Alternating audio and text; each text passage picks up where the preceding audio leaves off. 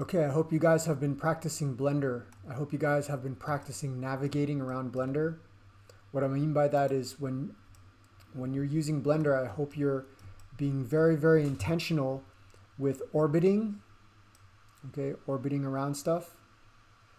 If you go to View, Frame Selected, or use decimal point on the numpad, that'll allow you to center your orbit to whatever's selected, okay?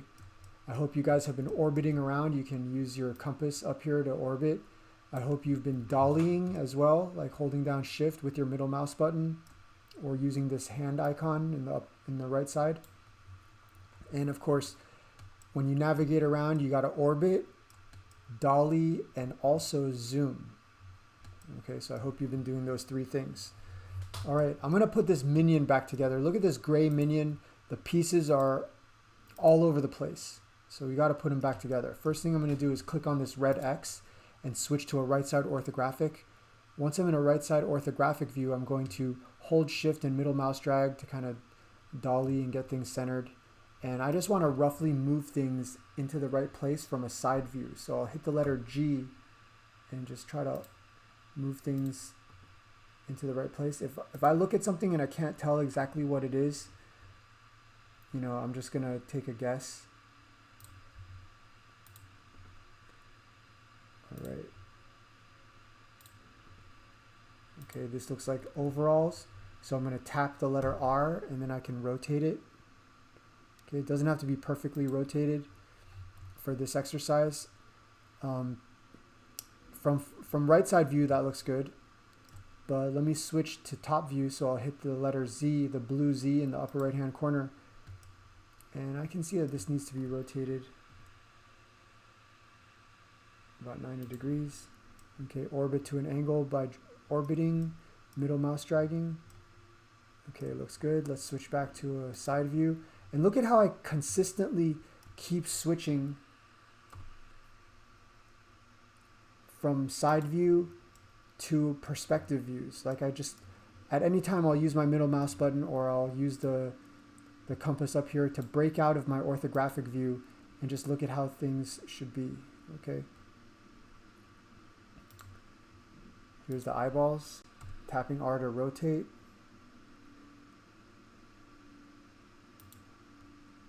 Okay, from top view, there's a lot of mistakes you can see. You can see how things need to be rotated. Okay, what's this piece right here? Looks like a foot.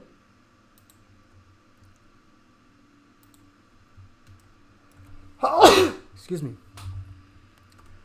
Okay, so just because something looks right, just because something looks like it's correctly positioned from side view, it doesn't mean that it's correctly positioned.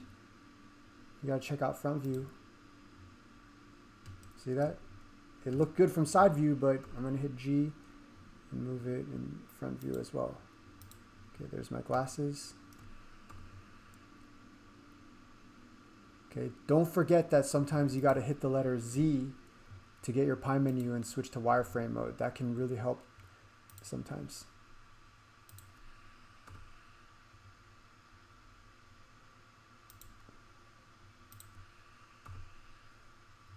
Okay, some of these things, it's kind of hard to tell what they are sometimes.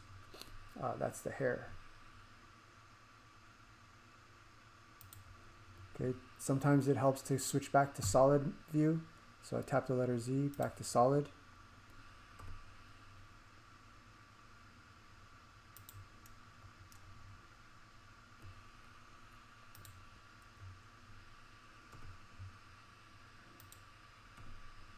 All right.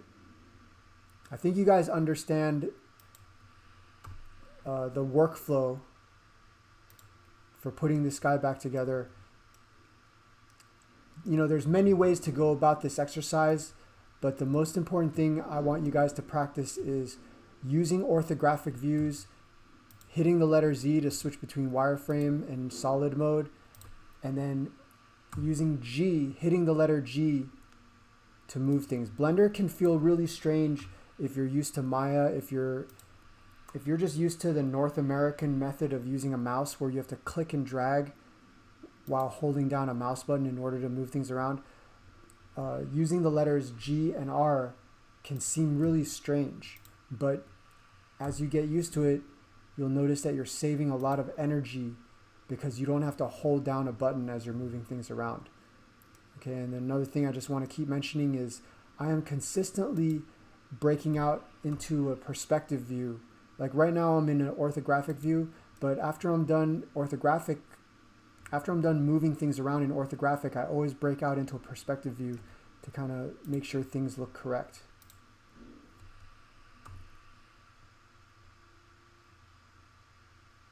Okay, what is this? Another, it's the bottom teeth.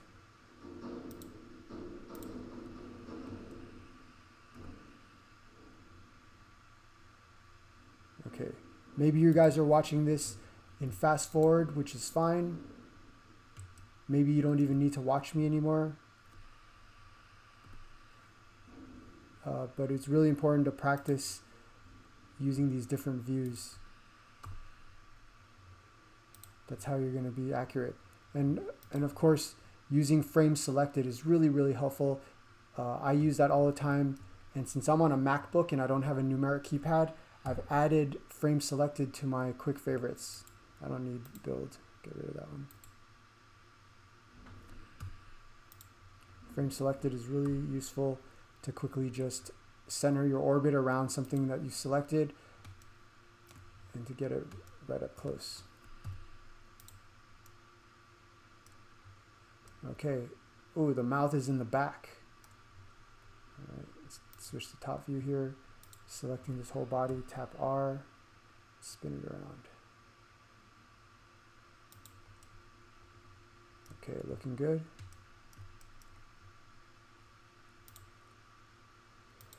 And if you guys are used to using 3D programs and you're watching me work and you're thinking, you know what, Otto, there's other ways I would have done this, that's okay. If you have other ways to finish putting this minion back together, go ahead and just do it however you see fit.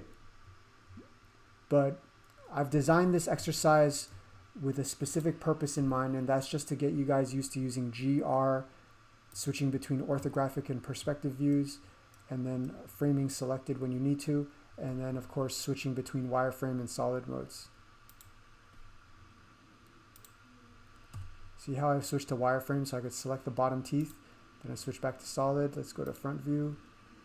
Okay, that looks good in front view. Like the position looks okay, but from side view, it's like way too far back.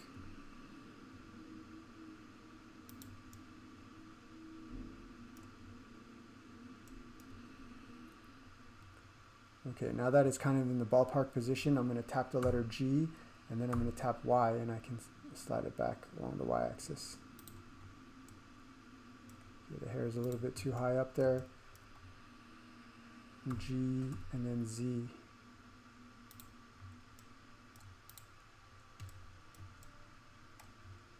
Okay, that's close enough for now.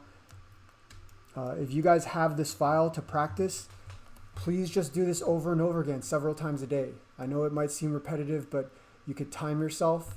Okay, time yourself, see if you can increase your speed.